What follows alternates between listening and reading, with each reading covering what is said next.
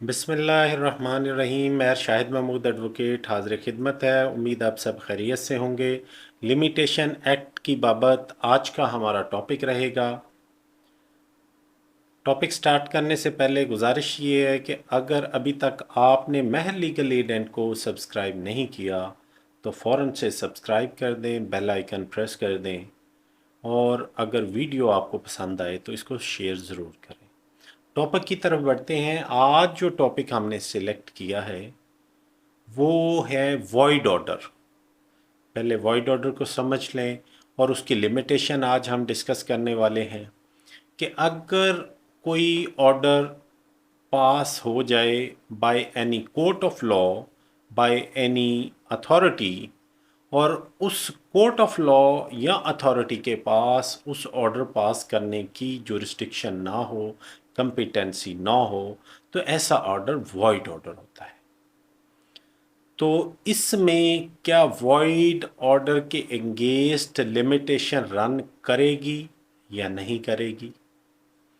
Void order जिसके against पास किया गया हो, क्या उसको वॉइड ऑर्डर किसी भी स्टेज पे चैलेंज करने पे सेट असाइड हो जाएगा या उसको विद इन प्रेस्क्राइब लिमिटेशन उसको चैलेंज करना चाहिए? तो आज का टॉपिक हमारा इसी पे रहेगा। ऑनरेबल सुप्रीम कोर्ट्स की डिफरेंट जजमेंट्स की रोशनी में हम डिस्कस करेंगे। आपको वो साइटेशन भी बताएंगे, उसका ब्रीफ हिस्ट्री भी बताएंगे और फिर उसमें क्या होल्ड हुआ वो भी बताएंगे। तो बढ़ते हैं हम अपनी पहली जजमेंट की तरफ। 2014 SCMR 1594 supreme court of Pakistan की ये जजमेंट है। इसमें एक ऑर्डर पास हुआ बाय द अथॉरिटी और वो order as per the submission of appellant petitioner के वाइड था, लेकिन उस ऑर्डर को प्रिस्क्राइब्ड टाइम पीरियड में चैलेंज नहीं किया गया। तो ऑनरेबल सुप्रीम कोर्ट ने होल्ड किया कि party could not sleep over to challenge a void order and it was bound to challenge the same within stipulated period. सो अगर उसको विद इन टाइम नहीं चैलेंज किया तो सिर्फ इस बात पे कि ऑर्डर वॉइड है वो प्रोसीडिंग इनिशिएट नहीं होंगी।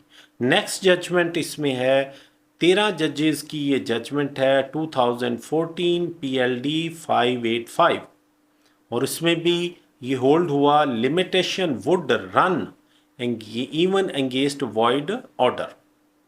तो वॉइड ऑर्डर के अगेंस्ट भी लिमिटेशन रन करेगी। इसके बाद ऑनरेबल सुप्रीम कोर्ट की जजमेंट है 2014 PLD 338 और उसमें एक ऑर्डर कॉम्पिटेंट अथॉरिटी ने पास किया, अगर वो वॉइड है या वॉइडेबल था तो उसके लिए कॉम्पिटेंट अथॉरिटी के ऑर्डर को विद इन टाइम चैलेंज करना ही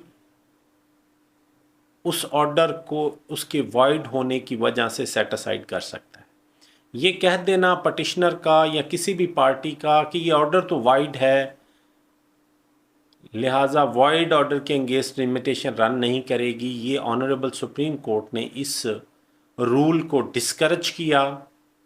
इसमें कुछ जजमेंट्स थी ऑनरेबल सुप्रीम कोर्ट की कि no limitation run against the void order, लेकिन जो लेटेस्ट जजमेंट हम आपको नोट करवा रहे हैं इस वक्त पोजीशन ये है कि अगर वॉइड ऑर्डर है तो उसको with in prescribe time limit में चैलेंज करना ज़रूरी है। नेक्स्ट जजमेंट है 2013 SCMR 587 और फिर इससे इसी में भी ये होल्ड हुआ, ऑनरेबल सुप्रीम कोर्ट ने जो अपना वर्डिक्ट दिया, rule that no limitation ran against a void order was not an inflexible rule.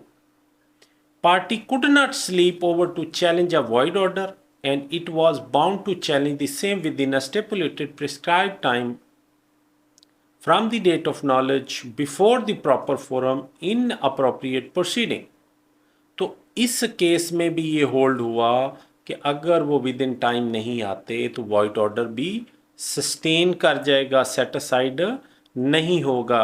2013 SCMR 587 honourable supreme court की सेम प्रिंसिपल इसमें होल्ड हुआ। नेक्स्ट इसमें जो जजमेंट है 2012 MLD page 86 high court Azad Kashmir की सेम प्रिंसिपल पे even 2012 PLCCS 331 Lahore tribunal labour tribunal Balochistan की ये जजमेंट, इसमें भी यही प्रिंसिपल को लेकर के डिसीजन दे दिया गया।